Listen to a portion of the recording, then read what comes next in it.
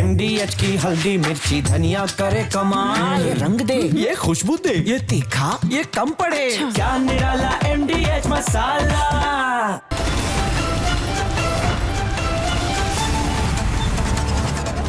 स्वागत है आप सभी का। मैं हूं अनाया शर्मा। बज रहे हैं 8 और वक्त हो चला है पूछता है भारत का ग्राउंड जीरो से। आज बुलेटिन में बात करेंगे उन 4 बड़ी खबरों की जिनकी चर्चा आज दिन भर रही है। इनका पर्दाफाश आपके सामने करेंगे। तो मेरे साथ मेरे सहयोगी जुड़ रहे हैं। उत्तर प्रदेश के अमरोहा से सुमित मेरे साथ जुड़ रहे हैं और उसी के साथ भोपाल से मेरे साथ सत्य विजय भी जुड़ रहे हैं। सबसे पहले बात करेंगे उत्तर प्रदेश के अमरोहा की, जहां पर रची गई दंगे की बड़ी साजिश की इनसाइड स्टोरी सुमित आपको बताएंगे, जो कि ग्राउंड जीरो पर मौजूद है। जी सुमित। बिल्कुल, और यूपी का अमरोहा आप समझिए कि दंगे की एक बड़ी साजिश का शिकार होते होते बच गया, वरना बंगाल में बैठा मौलाना ने तो अमरोहा को जलाने की पूरी साजिश रच डाली थी और इसे अंजाम देने के लिए मैदान में उतर गए थे वो दंगाई।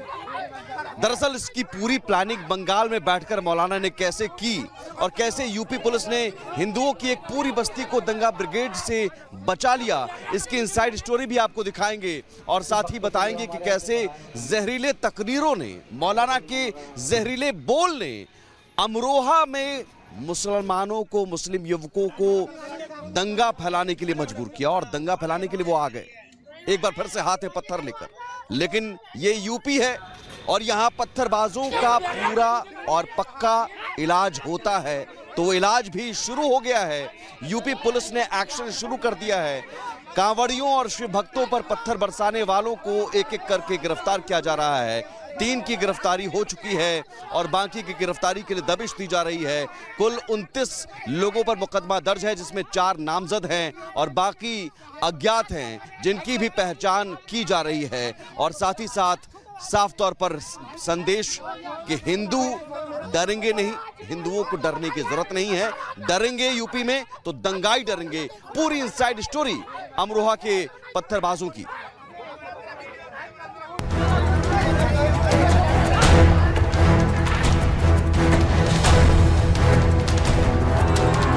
तुम्हारे कांवड़िए सरेआम घूम के चलेंगे सड़कों पर जाम लगाते हुए। पश्चिम बंगाल की धरती से मौलाना जॉर्जिस ने ऐसी आग उगली कि उसकी चिंगारी ने यूपी के अमरोहा की शांति को जलाकर खाक कर दिया। तुम्हारे कांवड़िए सरेआम घूम के चलेंगे सड़कों पर जाम लगाते हुए। उसके ऊपर हेलीकॉप्टर से फूलों की बारिश भी होगी। जहां चाहेंगे वहां रुक जाएंगे और डेरा डालेंगे। अगर आप ये कहो ठीक है साहब, हम अपनी नमाजें तो मस्जिद में पढ़ेंगे। सवाल ये है, जब मौलाना जॉर्जिस कांवड़ियों के खिलाफ बंगाल में जहर उगल रहा था, क्या तभी अमरोहा में कांवड़ियों को टारगेट करने का ब्लूप्रिंट तैयार हो रहा था? आपके भाई भी तो बाहर में लंगर डालते हैं, खाने खिलाते हैं, सड़कें जाम करते हैं। होली का रंग सड़कों पर खुलेआम फेंका जाता है, सड़कें जाम होती हैं। तो आपसे कहा जाएगा तेरे मुंह में जबान भी है, तुझे बोलना भी आता है, तू हमारे खिलाफ होता कौन है बोलने वाला? मेरे भाइयों, यही चीज मैं समझाने की कोशिश कर रहा हूं। अमरोहा में दंगाइयों और पत्थरबाजों का हर वीडियो सबूत बन गया। पुलिस के सामने भी पत्थरबाज हिंसा की चिंगारी भड़काने में लगे रहे। दरअसल यूपी के अमरोहा में मंदिर के बाहर कांवड़िया आराम कर रहे थे। दावा है तभी वहां करीब 25 मुस्लिम युवक पहुंचे। कांवड़ियों से उनकी बहस हो गई। इसके बाद कांवड़ियों पर मुस्लिमों की भीड़ ने पत्थर बरसा दिए। इलाके का माहौल अचानक गर्मा गया, भगदड़ मच गई। एक पुलिसकर्मी समेत कई लोग पत्थरबाजी में घायल हो गए। तो ये वो एक छोटा शिव मंदिर है। यहीं पर स्थानीय लोगों ने भंडारे का आयोजन किया था। जो कांवड़िए, जो शिव भक्त यहाँ पर आराम करना चाहते हैं, उनके लिए भोजन की व्यवस्था करवाई गई थी। और इसी गली में पथराव किया गया, कुछ आपसी विवाद हुआ, जिसमें इमरान, मुकीम, जाहिद और ये 4 मुस्लिम युवक पर मुकदमा दर्ज किया गया। साथ ही 25 और अज्ञात पर मुकदमा दर्ज किया गया है।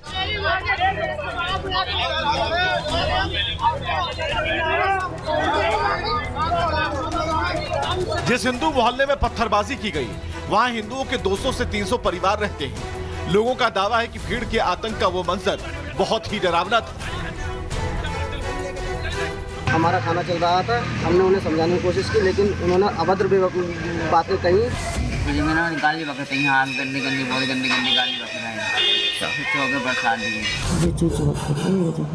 2 चौके पड़े ना तुम्हारे? 2 ना पता, 1 पड़ा ना 2 पड़ा, चक्कर आ गया मेरे पे। अच्छा, देखिए जे जो लील पड़ रहा है ना लगे। हाँ ये है, सूझ रहा है, पूरा मोटा हुआ हो रखा है, ये पूरा नीला हुआ पड़ा है।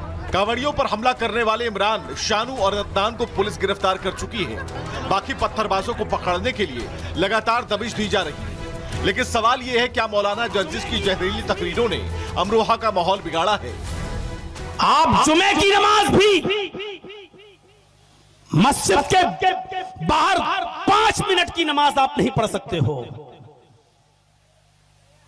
नहीं पढ़ सकते हो। मस्जिद के अंदर ही नमाज पढ़ो, मस्जिद के बाहर नहीं। लेकिन तुम्हारे लंगर रोड पे चलेंगे। पुलिस अमरोहा के पत्थरबाजों पर शिकंजा कसती जा रही है। शांति व्यवस्था बनाए रखने के लिए गश्त तो बढ़ा दी गई है। 25 अज्ञात पत्थरबाजों पर मुकदमा दर्ज किया गया है। पत्थरबाजी के वीडियो से उपद्रवियों की पहचान की जा रही है।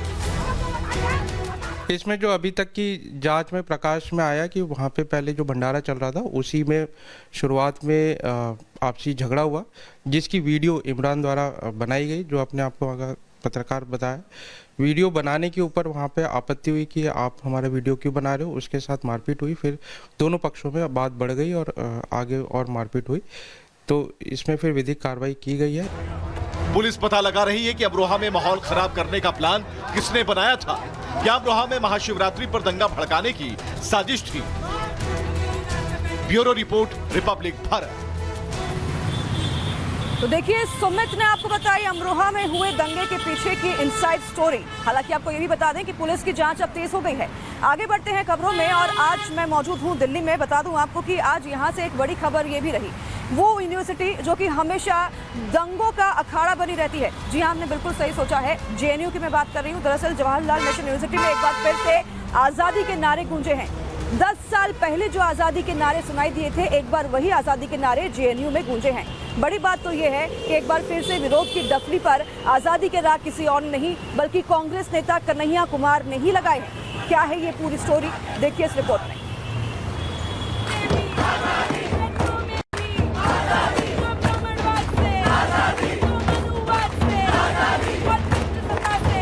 दिल्ली की जवाहरलाल नेहरू यूनिवर्सिटी की दीवारें एक बार फिर आजादी के नारों से गूंज उठी है।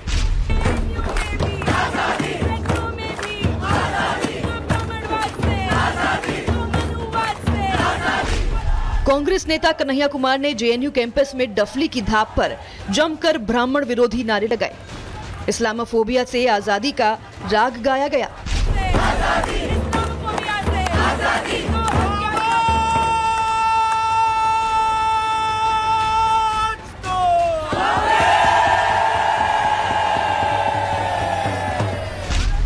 वामपंथी संगठनों से जुड़े छात्र नेता जब भी डफली उठाते हैं तो जेएनयू विवाद का अखाड़ा बन जाती है। दावा है इस बार यूजीसी नियमों का समर्थन करने के लिए यूनिवर्सिटी में नारेबाजी की गई।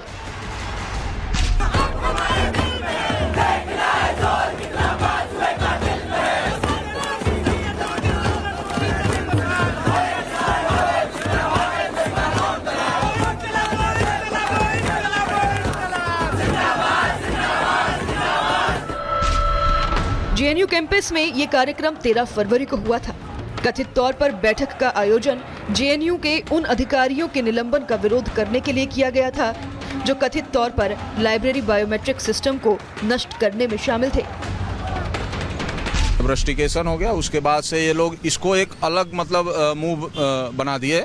इन्होंने ऐसा बताया कि यूजीसी का जो रूल आया था उस पर सुप्रीम कोर्ट ने स्टे लगा दिया और इस स्टे के विरुद्ध में हम लोग प्रदर्शन कर रहे थे, उस कारण से यूनिवर्सिटी ने रस्टिकेट कर दिया है। लेफ्ट के चारों पदाधिकारी थे और जो फॉर्मर प्रेसिडेंट थे उनका रस्टिकेशन हुआ है, जिसका विरोध करने के लिए लेफ्ट वालों ने अपने पुराने पदाधिकारियों को मतलब जिनके इनके पूर्व में जो रहे अध्यक्ष उनको बुलाया था और एक तरह से विरोध प्रदर्शन कर रहे थे। फरवरी 2016 में अफजल गुरु की बरसी पर जेएनयू में कार्यक्रम आयोजित किया गया था। तब भी यूनिवर्सिटी परिसर में देश विरोधी नारेबाजी की गई थी। 10 साल बाद एक बार फिर कन्हैया कुमार आजादी के नारे लगाने के लिए जेएनयू में मौजूद थे। लेफ्ट एडमिन नेक्सस है, ये इस तरह काम करता है कि एडमिन सांप सपोले पालने का काम करता है कि उन पे कोई कार्रवाई नहीं करता और वो बार बार फ्रिक्वेंटली एंटी नेशनल एक्टिविटीज़ में लिप्त होते हैं और बार बार देश की सॉवरेनिटी और इंटीग्रिटी को चोट पहुंचाने का काम कंटिन्यू करते हैं। जेएनयू कैंपस में चीफ प्रॉक्टर की गाड़ी के शीशे भी आज टूटे हुए मिले। वामपंथी छात्रों पर गाड़ी में तोड़फोड़ करने के भी आरोप है। आजादी के नारे और चीफ प्रॉक्टर की गाड़ी में तोड़फोड़ ने फिलहाल जेएनयू का सियासी तापमान बढ़ा दिया है। Bureau report, Republic Bharat. तो देखिए, जेएनयू में जो आजादी के नारे इस बार गूंजे हैं वो इस बार ब्राह्मणों को लेकर गूंजे हैं। और अब सोचने वाली बात है कि क्या हमें अपने ही जातिवाद में एक दूसरे से आजादी चाहिए। ये सोचने के लिए हमें और आपको, हम दोनों को विचार करना होगा, विमर्श करना होगा कि क्या सही है क्या गलत है। आगे बढ़ते हैं खबरों में। देखिए, आपको बताते हैं कि अब एक और बड़ी खबर किन्नर जिहाद को लेकर है, जो कि भोपाल से सामने आ रही है। और भोपाल में मेरे सहयोगी मौजूद है सत्य विजय आपको बताएंगे कि कैसे आज 500 से ज्यादा किन्नरों ने घर वापसी की है सनातन धर्म में। और क्या अब इसके बाद ऐसा हम समझें कि मध्य प्रदेश से किन्नर जिहाद का पूरी तरीके से सफाया हो जाएगा? इसकी पूरी इनसाइड स्टोरी आपको बताएंगे सत्य विजय, जो कि ग्राउंड जीरो भोपाल में मौजूद है। जी सत्य विजय। जी हाँ, बिल्कुल। देखिए, मध्य प्रदेश को किन्नर जिहाद में धकेलने वाली बड़ी जो साजिश थी, जिहादी साजिश थी, उस पर सनातनी किन्नरों ने बड़ी चोट की है, बड़ा हमला किया है। क्योंकि आज पूरे विधि विधान से बड़ी संख्या में किन्नरों ने सनातन धर्म अपनाया, घर वापसी की, बाकायदा पूजा पद्धति के साथ उनकी घर वापसी कराई गई। आपको ये भी बता दें, ये वो किन्नर हैं जिन्होंने ये आरोप लगाए थे कि उनका जबरन इस्लामीकरण करवाया गया है और इसी के खिलाफ आज पूरे विधि विधान से इन्होंने घर वापसी की है। लेकिन इस घर वापसी के बाद उन्होंने जो सनसनीखेज खुलासे किए, जिहादी मानसिकता को जिस तरह से उजागर किया, वो कई सवाल खड़े कर रही है। दूसरी तरफ आपको ये भी बता दें कि जिन सुरैया पर धर्मांतरण के या इस्लामीकरण के आरोप लग रहे थे, उन्होंने विवाद को देखते हुए अपनी गद्दी छोड़ दी है। पूरी खबर देखिए हमारी इस खास रिपोर्ट में।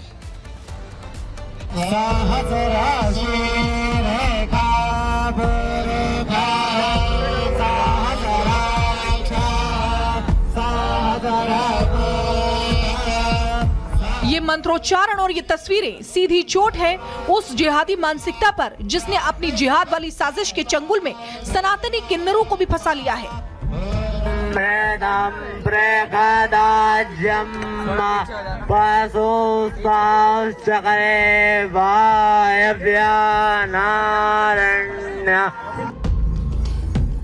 देश के कोने कोने में फैल चुकी जिहादी मानसिकता की जड़ें अब सिर्फ लैंड और लव जिहाद तक सीमित नहीं रही हैं। जिहादियों की विस्तारवादी सोच मध्य प्रदेश के किन्नरों को लगातार टारगेट कर रही है, लेकिन अब किन्नरों ने जिहादी साजिश के खिलाफ मोर्चा खोल दिया है। किन्नर घर वापसी करने लगे हैं। आज हमें बहुत खुशी है कि हम अपने सनातन की तरफ वापस से प्रस्थान कर रहे हैं। हम लोग बहुत खुश हैं। आज हमारा शुद्धिकरण हुआ। काजल गुरु की चेला में आज मेरा शुद्धिकरण हो रहा है। मैं सनातनी धर्म में आ रही हूँ। मैं बहुत खुश। भोपाल में आज करीब 500 किन्नरों ने सनातन धर्म को फिर से अपना लिया। महाशिवरात्रि के दिन भव्य कार्यक्रम में साधु संतों ने किन्नरों की घर वापसी कराई। कार्यक्रम देख किन्नरों का इस्लामीकरण करने वालों में हड़कंप मचा है। किन्नरों की जिहादी आका छिपने के लिए बिल तलाश रहे हैं। जो किन्नर हैं, जो अपने आप को सनातनी किन्नर मानते हैं, उनकी घर वापसी का कार्यक्रम हो रहा है। पूरे विधि विधान से, पूरी पूजा पाठ के साथ ये कार्यक्रम हो रहा है। चूंकि जो सनातनी किन्नर हैं, उनका एक कहना था कि उनका धर्मांतरण कराया गया, उनको मांस खिलाया गया, कलमा पढ़वाया गया और इसी के बाद इन्होंने ये आवाज उठाई थी कि किन्नर जिहाद हो रहा है। और आप यहाँ पर तस्वीरें देखिए, तमाम जो यहाँ पर किन्नर हैं उनको वापस घर वापसी यानी सनातन धर्म में वापसी के लिए विधि विधान से पूजा पाठ कराई जा रही है। तमाम आप देख रहे हैं जो किन्नर हैं, इन सबको पूरा मंत्र जाप के साथ यहाँ पर उनका जो है पूजा पाठ किया जा रहा है। ये आप तस्वीर देखिए, किन्नर अखाड़े के जो संस्थापक हैं अजय दास जी, वो भी यहाँ मौजूद हैं, उनके साथ तमाम किन्नर हैं। और ये तस्वीर भी आप देखिए यहाँ पर, ये पूरे विधि विधान से जो यहाँ पर आप देखेंगे कि जितने भी किन्नर हैं, इनकी घर वापसी की जा रही है। हाल ही में भोपाल कलेक्ट्रेट पर किन्नरों ने बड़ा प्रदर्शन किया था और आरोप लगाए थे कि किन्नरों की गद्दी पर जिहादी बैठे हैं, जो हिंदुओं के धार्मिक आयोजन से मिलने वाले पैसे का इस्तेमाल टेरर फंडिंग के लिए करते हैं। मदरसों में लग रहा है, पाकिस्तान जाया मैं नहीं चाहती हूँ, जो आने वाले बच्चे हैं उनके साथ ये दुर्घटना कन्वर्ट किया गया। जिहादी सुरैया किन्नर ने हमें बहुत टॉर्चर कर रखा था, हमें मुस्लिम बना रखा था। आज हम लोग जागरूक हुए, हम हिंदू धर्म में अपने वापस आ गए हैं। मध्य प्रदेश में करीब 30,000 किन्नर बताए जाते हैं। किन्नर अखाड़े का दावा है कि इन 30,000 किन्नरों से 90% किन्नरों का इस्लामीकरण हो चुका है, इसलिए जिहादियों की चंगुल से छुड़ाकर सभी किन्नरों की घर वापसी कराई जाएगी। किन्नर जिहाद जो बरसों से चला आ रहा था, जिसके कारण जो है हिंदू किन्नर जो जिहादी किन्नरों के डेरों में जो जिहादी किन्नर गद्दी पे बैठे थे, उनने इनका जो धर्मांतरण कराया था, उनको आज जो है किन्नर अखाड़े के माध्यम से घर वापस लाने का जो है महाशिवरात्रि के महापर्व पर हमने ये जो बीड़ा उठाया था। और आज देखिए आप बहु संख्या में जो है किन्नर समाज जो है यहाँ उपस्थित है। वैदिक उपचार से जो है इनकी जो है घर वापसी कराई जा रही है। किन्नरों के आरोप हैं कि हिंदू किन्नरों को जबरन मुस्लिम बनाया जा रहा है, हिंदू किन्नरों को जबरदस्ती मांस खिलाया जाता है, कलमा पढ़ने नमाज अदा करने के लिए मजबूर किया जाता है। जो किन्नर इस्लाम कबूल नहीं करते हैं उनके साथ मारपीट की जाती है। हमारे साथ रहना, धर्म परिवर्तन करवाना पड़ेगा, नहीं तो गुंडों से पिटवाएंगे। तुम धर्म छोड़ो, हमारे धर्म में आए, मुसलमान करो, जबरदस्ती हमको टॉर्चर करती है। किन्नर जिहाद को लेकर मध्य प्रदेश के शासन प्रशासन में हड़कंप मचा है। सवाल ये है कि क्या प्रशासन की नाक के नीचे मध्य प्रदेश के जिलों में किन्नर जिहाद हो रहा था और अधिकारियों को भनक तक नहीं लगी? और क्या ये सच है कि हिंदू घरों से निकला बधाई का पैसा आतंकियों के पालन पोषण के लिए आतंकिस्तान तक पहुंच रहा है? Bureau report, Republic Bharat. देखिए, बसपा के कद्दावर नेता रहे निजामुद्दीन सिद्दीकी आज कई पूर्व विधायक और कई हजारों कार्यकर्ताओं के साथ समाजवादी पार्टी में शामिल हो गए। तो इससे क्या ये समझा जाए कि समाजवादी पार्टी को एक नया मुस्लिम चेहरा मिल गया है, या फिर ये समझे कि अखिलेश यादव ने आजम खान को पूरी तरीके से साइडलाइन कर दिया है, या फिर ये समझे कि नसीमुद्दीन सिद्दीकी ने 2027 से पहले ही उत्तर प्रदेश के सियासी समीकरण को भांप लिया है, या फिर यहाँ सवाल ये भी है कि जैसे ही नसीमुद्दीन सिद्दीकी पीडीए परिवार में ज्वाइन हो रहे हैं तो इससे क्या 2027 से पहले सियासी समीकरण पूरी तरीके से बदल जाएंगे? अब ये कई ऐसे सवाल हैं जिनके जवाब आपको जानने हैं, तो इसके लिए आप देखिए इस रिपोर्ट।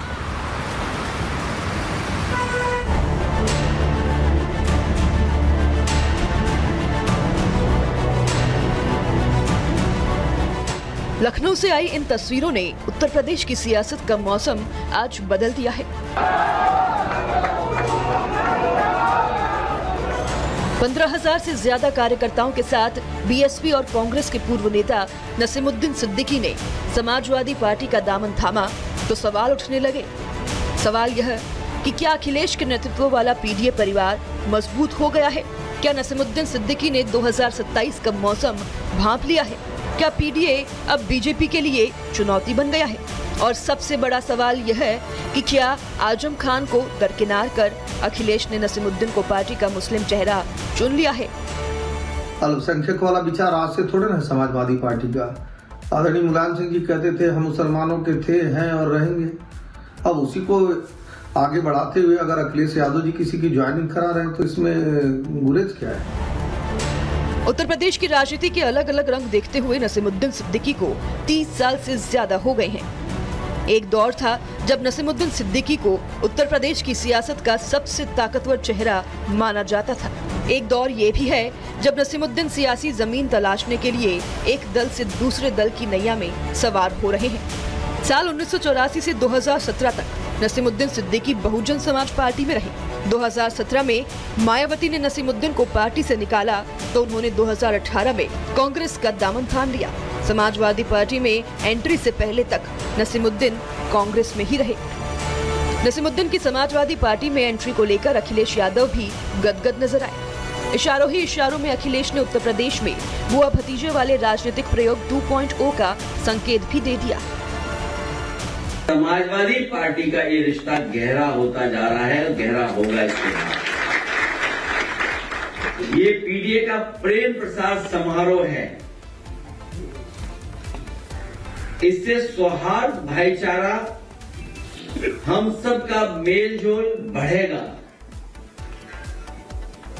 अमन चैन की तरक्की की बुनियाद हम सब लोग पीडीए के लोग मानते हैं। सामाजिक एकता ही पॉजिटिव प्रोग्रेसिव पॉलिटिक्स की सबसे बड़ी उपलब्धि है, इसीलिए इसका नाम हम लोगों ने पीडीए दिया है। इस बार होली मिलन से पहले हम सब लोगों का पीडीए होली मिलन हो रहा है। एक तरफ नसीमुद्दीन सिद्दीकी मायावती के सबसे वफादार सिपाही थे, तो दूसरी तरफ आजम खान समाजवादी पार्टी के स्तंभ। लेकिन अब दोनों ही उत्तर प्रदेश में अपनी अपनी जमीन तलाश रहे हैं। अभी धीरे धीरे नहीं रखना है, ये धीरे नहीं रखना, पूरी स्पीड के साथ हमें पीडीओ को मजबूत करना है, पार्टी को मजबूत करना है, अनुशासन के साथ। समाजवादी पार्टी के पीडीए को आजम खान के बिना अधूरा माना जाता था, लेकिन अब सवाल ये है कि क्या अखिलेश यादव ने 27 के लिए नसीमुद्दीन को आजम खान के विकल्प के तौर पर तैयार कर लिया है। Bureau report, Republic Bharat.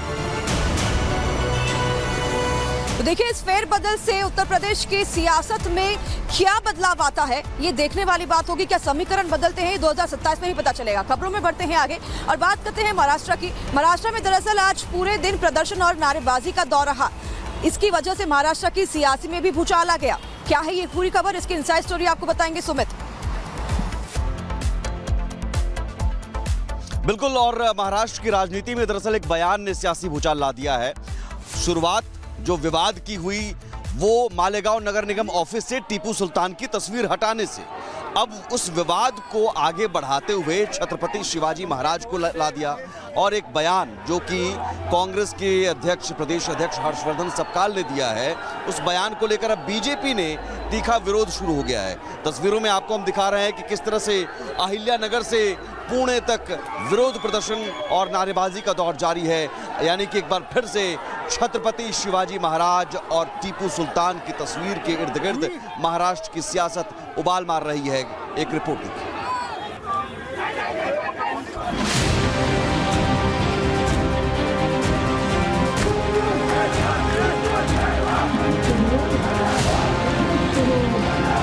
Chhatrapati Shivaji Maharaj की तुलना टीपू सुल्तान के साथ की है। हम इसकी निंदा करते हैं, उनको शर्म आनी चाहिए।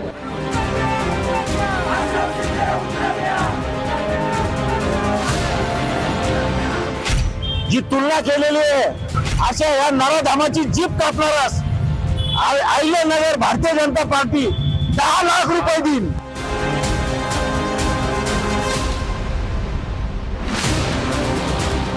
छत्रपति शिवाजी महाराज को लेकर दिए गए बयान ने महाराष्ट्र की राजनीति में तूफान खड़ा कर दिया है।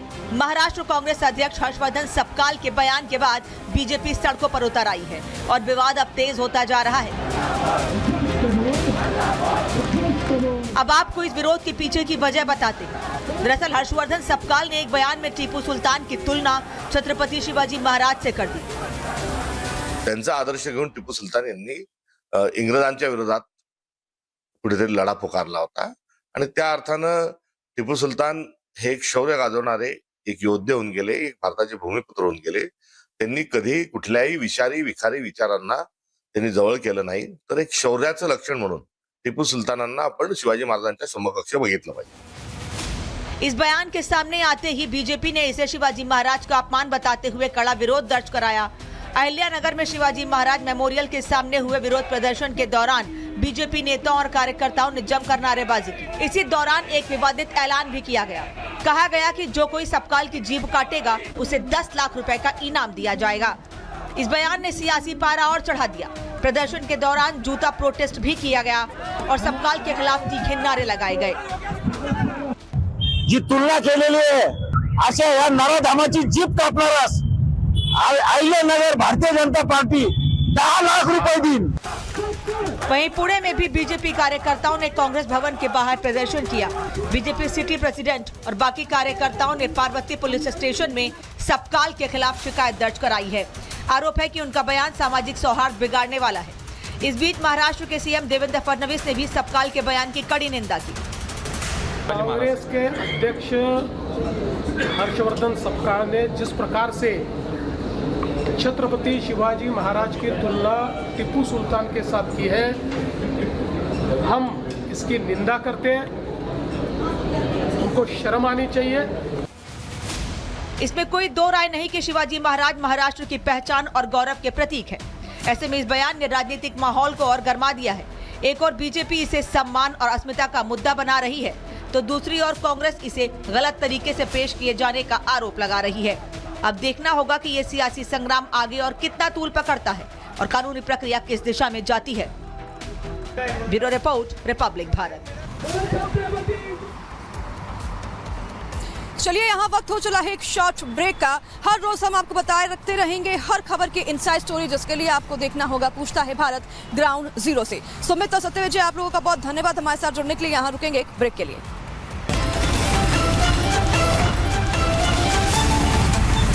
अब आया असली स्वाद। अब आया स्वाद। जब स्वाद के पड़े हो लाले तो MDH का चंकी चाट मसाला डालें। MDH का चंकी चाट मसाला। MDH